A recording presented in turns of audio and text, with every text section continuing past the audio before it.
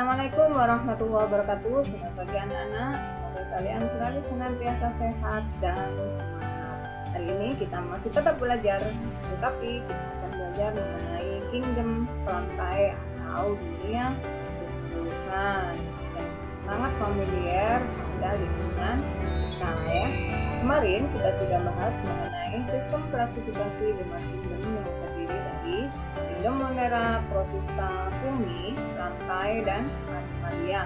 Yang sudah kita bahas adalah Monera, Protista, dan Fungi. Hari ini kita akan membahas mengenai rantai atau tumbuhan.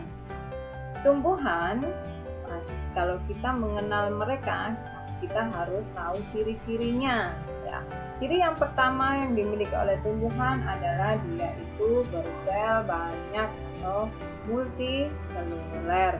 Dia juga eukariotik atau memiliki membran inti. Kemudian dia punya klorofil, karena itu dia bersifat autotrof atau bisa menghasilkan makanan sendiri melalui proses fotosintesis. Tumbuhan juga bergerak, tapi gerakannya pasif, tidak seperti kita yang bergerak aktif. Selanjutnya dia punya yang namanya dinding sel. Tumbuhan atau plantae itu dibedakan menjadi dua. Yang pertama sebagai tumbuhan berpembuluh dan yang kedua adalah dia tidak berpembuluh. Tumbuhan berpembuluh ini ditempati oleh Bryophyta atau tumbuhan lumut. Kalau tumbuhan tidak berpembuluh dibedakan menjadi dua lagi. Yang pertama adalah Pteridophyta atau paku-pakuan dan yang kedua adalah Spermatophyta atau tumbuhan berisi. Oke, yang pertama kita bahas mengenai Bryophyta atau tumbuhan lumut. Lumut ini juga sering kita jumpai apalagi di tempat-tempat yang lembab ya. Biasanya ada di batu atau di tembok ya. Ciri-ciri dari lumut atau si Bryophyta ini yaitu yang pertama, dia tidak berpembuluh atau tidak mempunyai jaringan pengangkut air atau xilem dan jaringan pengangkut makanan itu phloem.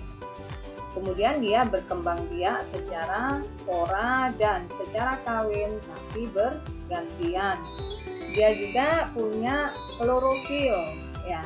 Oleh karena itu dia dapat berfotosintesis meskipun tanpa bantuan dari sinar matahari. Kita lihat ini adalah struktur dari lumut ya. Lumut punya ini pada bagian atas ini namanya sporanium. Ini tempatnya spora. Sebagai spora ini digunakan untuk sebagai alat perkembangbiakan lumut. Kemudian dia punya seta atau tangkai, lalu daun, batang, dan akar. Tapi pada lumut ini daun, batang, dan akarnya itu bukan akar yang sebenarnya, bukan daun, batang, dan akar yang sebenarnya. Ya. Kemudian jenis-jenis dari Bryophyta atau lumut. Yang pertama adalah lumut hati. Ada lumut tanduk dan lumut daun. Ini gambar yang lebih jelas ya. Dinamakan lumut hati itu karena bentuknya seperti hati meskipun tidak sama persis seperti hati. Lumut tanduk ini ujung-ujungnya ini seperti tanduk hewan ya.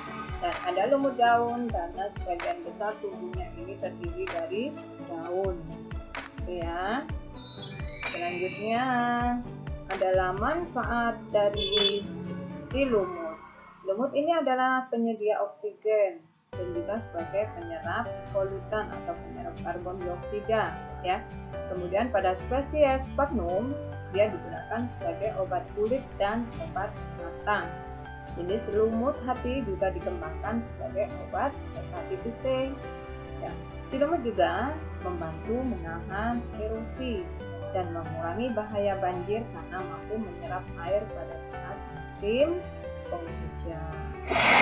Kemudian yang kedua adalah tumbuhan paku-pakuan atau Pteridophyta. Ciri-ciri dari Pteridophyta adalah yang pertama, umumnya dia hidup di tanah, air atau menempel pada pohon yang lain. Dia punya akar, batang, dan daun sebenarnya, tidak sama seperti lumut tadi ya. Kemudian pada batang dia terdapat jaringan pengangkut. Dia juga mengalami metagenesis seperti lumut, yaitu pergiliran keturunan dengan spora dan secara tak kawin secara bergiliran. Ini Lili punya struktur dari tumbuhan lumut. Yang pertama, tumbuhan ini didominasi oleh daun, di mana pada bawah daun itu terdapat yang namanya sporofil atau tempatnya spora. Oke, alat perkembangbiakan tumbuhan ini. Kemudian dia juga punya batang. Batangnya sebenarnya ya nggak seperti lumut. Kemudian dia juga punya rizom atau akar.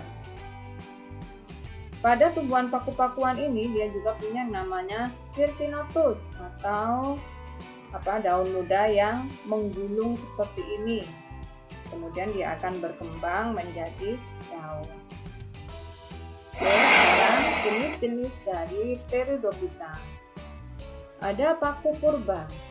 Dinamakan paku purba karena ini dia pertama kali ditemukan dan sangat lama sekali ya, sudah lama sekali ditemukan. Ada paku kawat. Ini dinamakan paku kawat karena memang bentuknya seperti paku bangunan atau paku besi yang kita lihat biasanya itu ya. Ada paku ekor kuda, ini strukturnya seperti ekornya kuda, dan paku sejati ini adalah tumbuhan paku yang paling sempurna karena struktur tubuhnya hampir sama dengan tumbuhan pada umumnya atau pada spermatofita. Seperti lumut, Pteridophyta juga punya beberapa manfaat. Yang pertama sebagai tanaman hias, juga sebagai bahan makanan. Ini pada tumbuhan paku semanggi, ini Lili suka sekali dibuat pecel ya. Kemudian juga sebagai obat-obatan, itu daun atau tumbuhan paku haji, ini sebagai obat diare. Selanjutnya yang terakhir adalah spermatofita atau tumbuhan berbiji. Dinamakan berbiji berarti dia punya biji. Spermatofita ini dibedakan menjadi dua, ya. Yang pertama adalah tumbuhan berbiji terbuka atau gymnospermae, dan yang kedua adalah tumbuhan berbiji tertutup atau angiospermae. Yang pertama dulu adalah gymnospermae atau berbiji terbuka. Ciri-cirinya, yang pertama, bijinya tidak dibungkus oleh daun atau daging buah. Jadi bijinya itu langsung terbuka, dan ini nanti akan saya bahas lebih lanjut ya. Kemudian yang kedua, berbatang besar dan berkambium. Ini sudah jelas. Kemudian alat reproduksinya berupa strobilus atau berbentuk seperti kerucut. Apa Bu contoh dari tumbuhan ini? Ya, contohnya adalah damar, pinus, melinjo atau cemara, dan seperti tampak pada gambar. Selanjutnya kita akan membahas apa itu yang tadi dibilang strobilus dan berbiji terbuka. Kalian perhatikan gambar ini, kalian pasti tahu ini apa. Ini adalah biji dari pohon pinus, betul ya? Pinus atau biasanya cemara juga ada seperti itu ya. Ini adalah strobilus. Strobilus itu ada dua, ada strobilus betina yang besar ini dan ada strobilus jantan. Di mana strobilus betina itu ini lebih besar daripada yang jantan. Karena dia lebih besar maka dinamakan juga dengan makrosporofil. Dan yang jantan karena bentuknya lebih kecil atau runcing itu dinamakan mikrosporofil. Anak-anak ya. Kemudian berbiji terbuka. Ini penjelasannya. Ini adalah contohnya melinjo. Melinjo kalau kita potong melintang seperti ini. Kalau kita potong seperti ini, sepertinya melinjo ini berbijinya ada di dalam ya. Ini daging buah. Sebenarnya itu bukan. Sebenarnya ini adalah satu kesatuan dari biji. Untuk lebih jelasnya, misalnya saya contohkan apel. Kalian kalau makan apel, yang kalian makan itu kan pasti daging buah atau daun buahnya ya. Bijinya terus kalian buang. Ya, tapi ini tidak. Ini adalah yang kita makan adalah bijinya. Ya, bijinya ya. Dia tidak diselimuti oleh daging buah. Ini adalah keseluruhan dari biji. Oke ya. Semoga bisa dimengerti anak-anak ya. Kemudian yang kedua, tumbuhan berbiji yang kedua adalah Angiospermae atau berbiji tertutup. Ya. Ciri-ciri tumbuhan ini adalah bijinya ditutupi oleh daun atau daging buah. Nanti akan saya terangkan lebih lanjut. Dia juga memiliki bunga. Contoh dari tumbuhan ini banyak ya, yaitu ada mangga, jambu, anggur, nangka, dan lain sebagainya. Dan pada tumbuhan ini ada bunganya. Ini ya. Selanjutnya akan saya terangkan ini mengenai berbiji tertutup dan bunga yang kalian mungkin tadi agak nggak paham ya. Ini adalah semangka, di mana semangka itu ada yang namanya biji. Bijinya ini saya tandai dengan biru ya, ada garis biru, dan yang merah ini adalah daging buah atau daun buah. Yang biasa kita makan itu adalah daging buahnya atau daun buahnya ya. Dinamakan berbiji tertutup karena bijinya itu diselimuti atau tertutup oleh daging buah. Begitu ya anak-anak ya. Kalau pada cemara kan tadi langsung kebuka ya, tidak ada daging buahnya.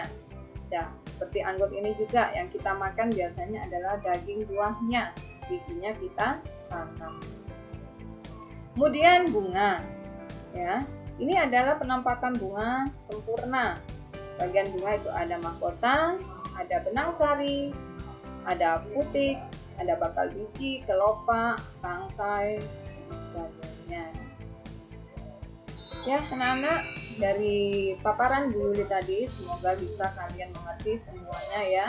Oleh karena itu, untuk lebih mudahnya saya buat kesimpulan ya.